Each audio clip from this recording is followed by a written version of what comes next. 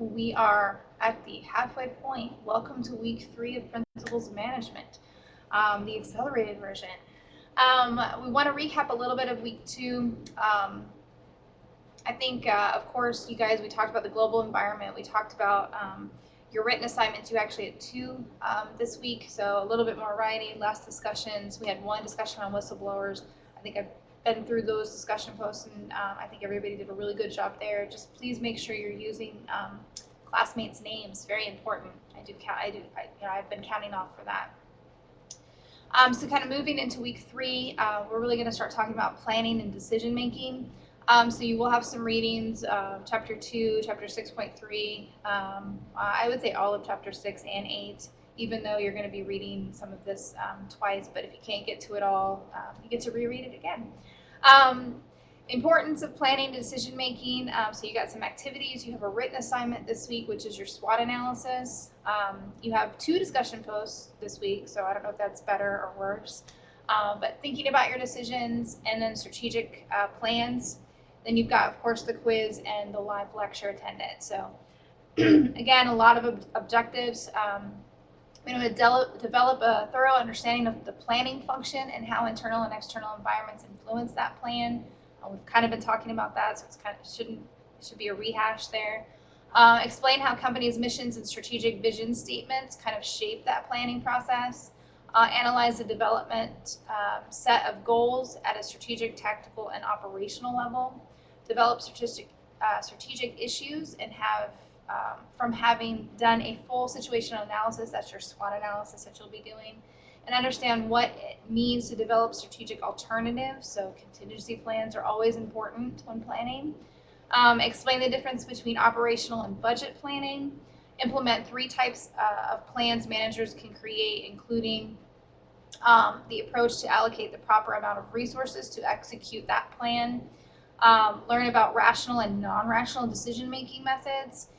And then lastly, appreciate a broader operational issue such as systems and systems thinking, information thinking, building consensus, and role of policies. I'm all out of breath now. So the first thing you're going to look at is the SWOT analysis, and hopefully you've done these before. I don't find them too overly complicated. If you have not, email me and I can go over it a little bit further, and I can also discuss it in the live lecture as well. But basically, you're going to pick a company. It should probably be a Fortune 500 company, so something that trades, so you can find some information on the company. And then you're going to look at the company's strengths, weaknesses, opportunities, and threats. And that's basically what the SWOT stands for: strengths, weaknesses, opportunities, and threats.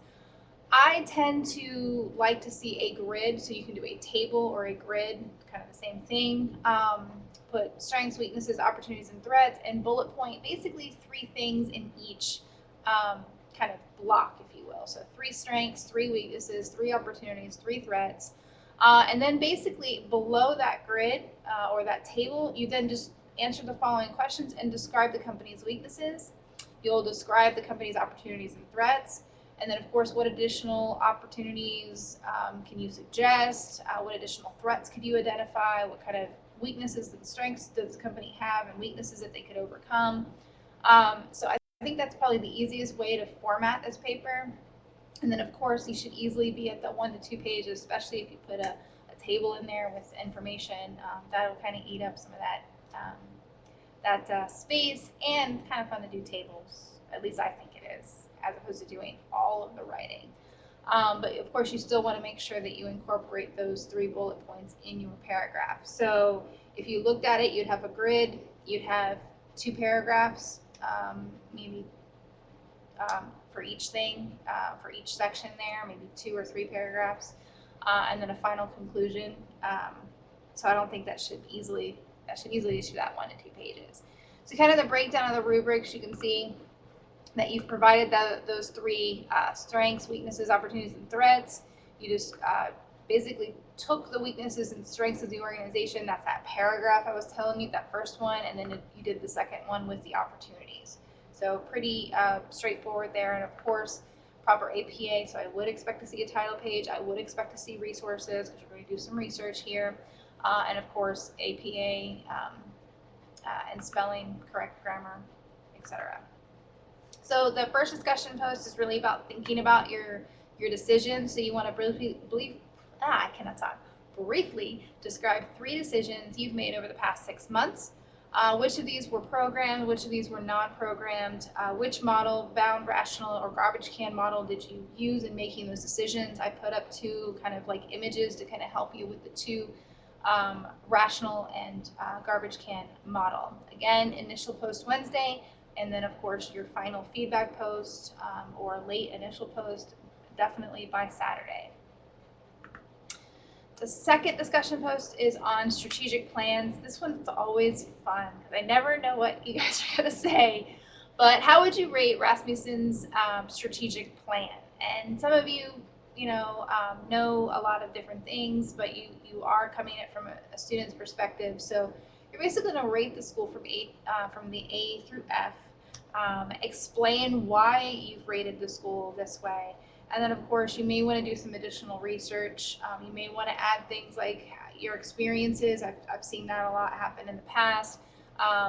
Academic goals for the students, were they met? Are they not being met? Recruitment, enrollment objectives, course curriculum. Do you think that meets what you expect it to? I don't want to hear about statistics because I have heard that before.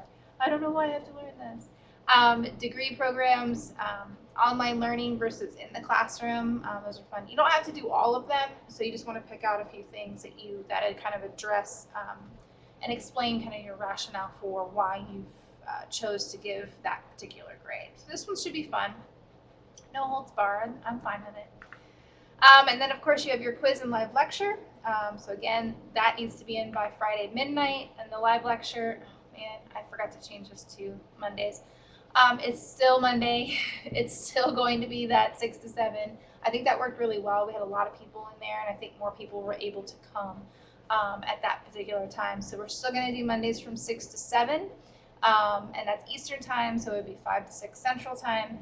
And then, of course, you do have to send me all 5 correct answers. So making sure you watch these announcements each week. I think next week, probably week 5, 4 or 5, I'm not sure, but I'll be putting up some extra credit and kind of discussing how that will work for some of you guys who would like to take that opportunity for some extra credit. So questions, comments, concerns, email me, reach out to me, reach out to your classmates, use the wall, whatever you need to do. If none of those work for you, you can always email me. We can set up a time to meet in the Adobe room or by phone. So hope everybody has a great week 3, and I will see you guys Monday. Bye.